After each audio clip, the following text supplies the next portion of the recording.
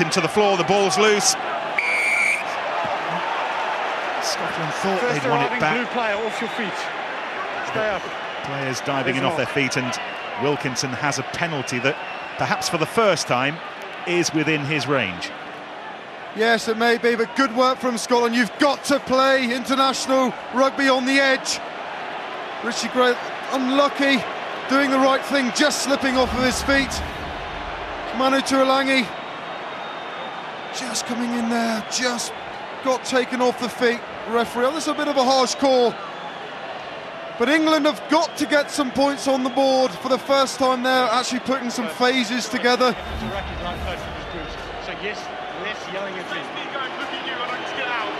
Some concern perhaps for Scotland that it's them for the time being who are beginning to cough up the penalties. Is this the time for Wilkinson to make them take?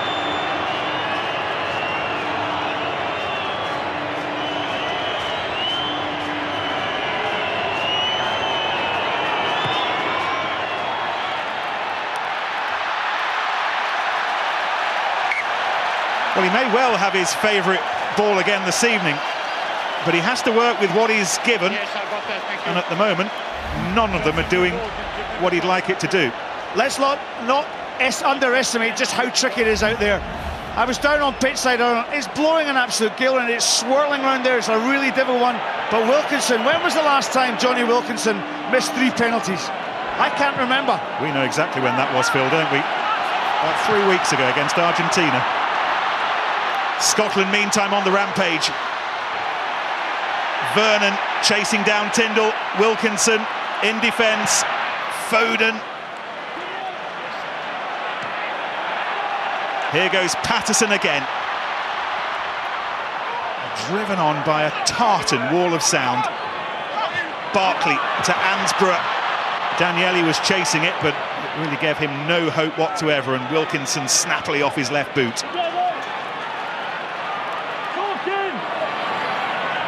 Parks. That is a fabulous kick from Dan Parks. Pinpoint accuracy from Parks. Well, the battle of the 10 so far, the kicking duels going in the favour of the Scotsman at the moment, wearing the number 21 jersey, having replaced Rory Jackson less than 5 minutes into the game, and the atmosphere again takes off. It's just tinderbox in here. The thing that's impressed me about this Scotland team is the intensity they're playing the game at the breakdown, tackle area, real purpose and desire.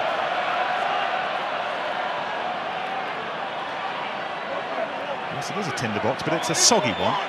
Struggle to lightly match on it. 2 meters, come down! Both sides are doing their best. 2 jumpers early. 2 jumpers early. Possession from the free kick, and again, Craig Joubert very hot on defensive jumpers going in the air too soon. Got to wait for the ball to be thrown in. Yeah, England there using movement along the floor to try and create doubt in that Scotland defensive lifting pod. Wilkinson fires it long. Moody was chasing it. Parks not messing around, pinning England right back in their own 22 again. It will have been a really testing week for Dan Parks, what with events in Wellington a week ago, but he's rehabilitating himself here this evening. And to come off the bench in such circumstances, he's playing with a calmness that I've not seen for, well, a good couple of years.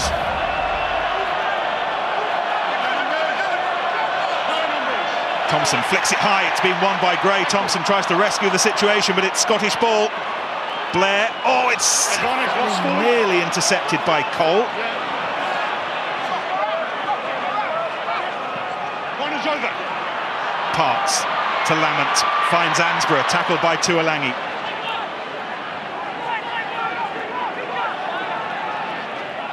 Parks, drop goal, maybe this time. Just falls short.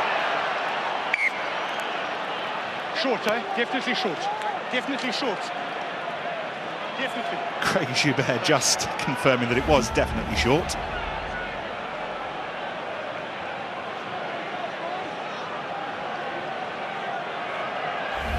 It was just was appealing to Ben Foden's better nature there. I'm not sure Foden would have said it was over even if it was. Covered by Daniele. Foden again will come forward. Daniele makes life very difficult for him. The ball's loose. Gray very nearly gets onto it, but Lost forward by Blue in the air.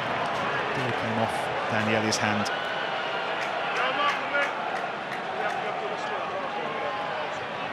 Born in Edinburgh, but won England under-21 caps during his time with Bristol. No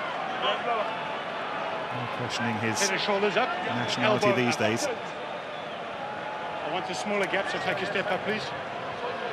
Step up. Okay, then you take a step up. Yes, better.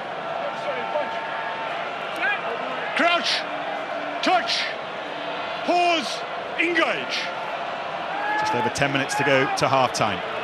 All the point scoring so far has been done by Scotland. Stay close to the scrum. Haskell takes on Strokosz. England driving over the ball to present it back for Youngs. Wilkinson, a step outside of his own 22, but once again Wilkinson goes high, hoping that somebody like Tuolangi can get a handle on it. Ball was lost forward. Scotland have possession again. Blair to Patterson, to the skipper Kellogg.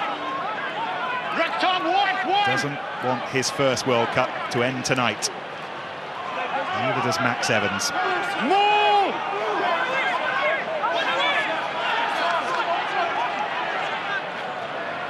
Blair to Parks.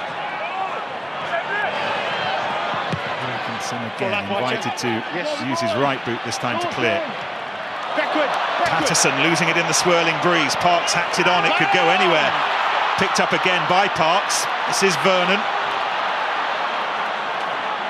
Some 2011 for him. First Six Nations, now a first World Cup. Lamont to Ford.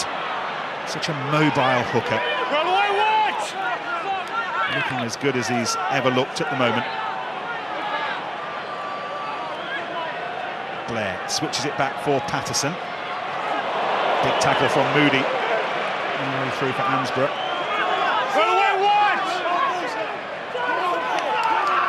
Okay, thank you. And England have stolen it. With Youngs now on the burst. Finds Armitage. Has a little bit of work to do. He's tackled on the 10-metre line. Youngs to Tyndall. This is Moody.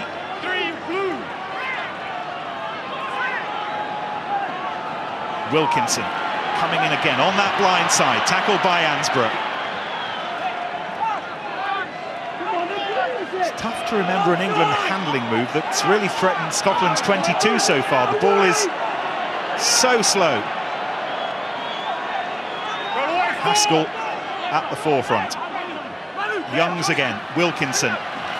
It's Tuolangi. England continuing to look for Scottish gaps in this narrower side, near side to ours, and they get the penalty. Leave.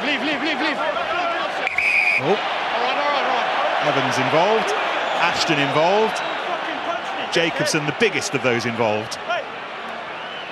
He's a nuggety character, isn't he?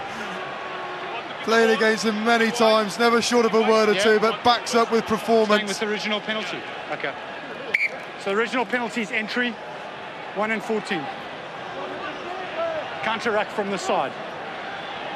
Aaron Jacobson put out to grass after the Six Nations like 4 others to make sure that he was in top condition. Well, the penalty came from the clear out. Well, get your protractor out and measure the angle. Craig Joubert looking for both those players to come through the gate. Nothing out of the incident with Evans. And really, Joubert very careful in the contact area. I understand that the referees may well have picked up some unfortunate language, so apologies for that if you heard it.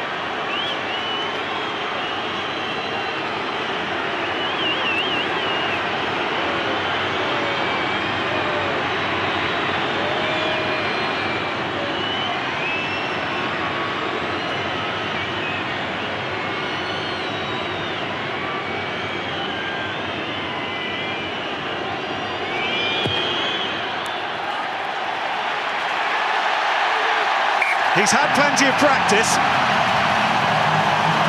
and eventually does make perfect. England are on the board, approaching half-time. Scotland's lead has been cut to 3.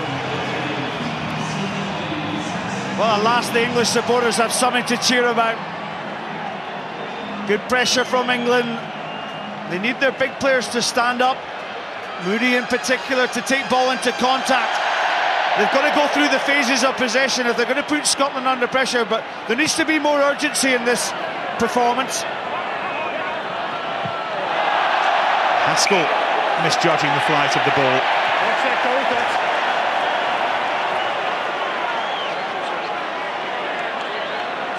There is a wonderful art gallery here in Auckland. I suspect this match will not be going into it at the end, but there was no one even on this side of the world who expected England-Scotland to be anything other than a full-on battle.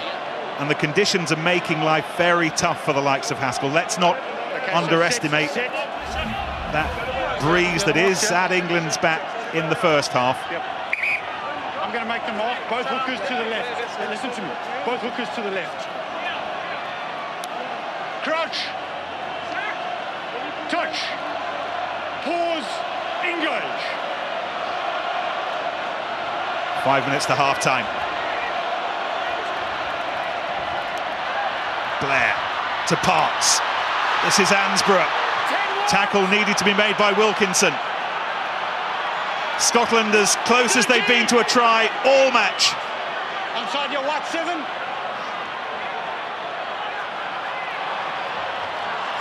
Ford. Blair to Parks. This is Evans. This is Ansborough. And that was Armitage. Yeah, great defence from Armitage. Covered his man well, squeezed the space, used the touchline as the extra defender. Thank you. Scotland playing with real style. Good work by Dale. Also a previous, like Johnny Wilkinson there again. He had a great cover tackle earlier in the play. Move over, they'll come in. Chris Patterson. Not good for a Scotland fan. Chris Patterson struggling. England's line-out has been less than watertight so far this evening. It was hoisted high in the sky, and Laws Wait, back line! could go up relatively unmolested. More! Taken on by Thompson. This is ambitious. Haskell. Fine, clean out. Youngs with Wilkinson waiting over his right shoulder. Youngs takes the kick on himself. Evans is underneath it. Oh dear! Croft came down with the ball. That is what you call an unwinnable situation for Max Evans. Yeah, it's an interesting one. We've seen a number of the players from both sides. It's the way the ball seems to be stalling almost to within the air that the players are hesitant to actually go. This obviously moved rather like a slip field under that, but look at the pressure coming in. Let's see if it's going to stay. What Tom Croft does so well, isn't it? His pace. Real endeavour. What concerns me with England, though, the first thing you would have done this week in practice on a Tuesday, Wednesday, practice your exit plays. What do they really achieve? They've turned some fast ball into slow ball, Scott, made it difficult for the half-back pairing. Touch. Pause. Engage. You're reminded of Andy Robinson's words before the match, though, about creating some chaos. Scotland have done that to good effect so far. Okay, all right, just get up, just get up. Just get up. Scrum remains an area of confusion. Matt Stevens the last to get up. Okay, all right. Ewan Murray, they're splintering Matt Stevens. Green splinter, getting through the gap, pushing him away from Steve Thompson. Lots of talking going on in the front row. No, not now. No. Stevens pushed to loose head when Andrew Sheridan departed. He's been listening a lot to Graham Rowntree, who was a very handy loose head in his playing days. But it is the area that Scotland are targeting the English scrum, and Stevens knows he has his hands full this evening. Manager Martin Johnson never lost to Scotland as a player. 9 matches, 9 wins. Record in a shirt and tie, 2 wins and a draw. Graham Rowntree amongst those watching on with interest as well. Crouch!